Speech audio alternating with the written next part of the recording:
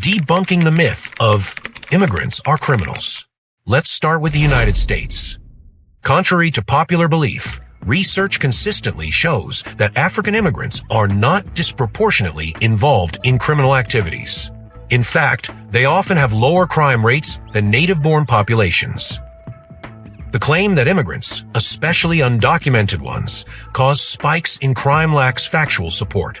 While individual incidents of crime by undocumented immigrants may receive significant media attention, it is always advisable to dig deeper than what the media shows us, especially American media. Obviously, there is a problem, and this is it. In the past couple of years, the African immigrant population in the U.S. has steadily grown. Between 2000 and 2019, the Black African immigrant population increased by 246%, reaching 2 million.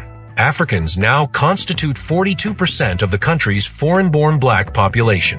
Overall, 4.6 million Black immigrants live in the U.S., accounting for 19% of the growth in the overall Black population since 1980. But are these people committing crimes? Let's look at the facts. 1. Research does not support the view that immigrants commit crime or are incarcerated at higher rates than native-born Americans. In fact, immigrants might have less law enforcement contact compared to non-immigrants. Here are some potential factors contributing to this perception. A. Selection bias. Immigrants often undergo rigorous screening processes before entering a country, which can exclude individuals with criminal records. B. Fear of deportation. Undocumented immigrants may be less likely to resort to crimes due to fear of deportation. 2. Numerous studies consistently show that immigration is not linked to higher levels of crime. Quite the opposite. Immigrants often contribute to neighborhood safety by increasing social connections and economic opportunities.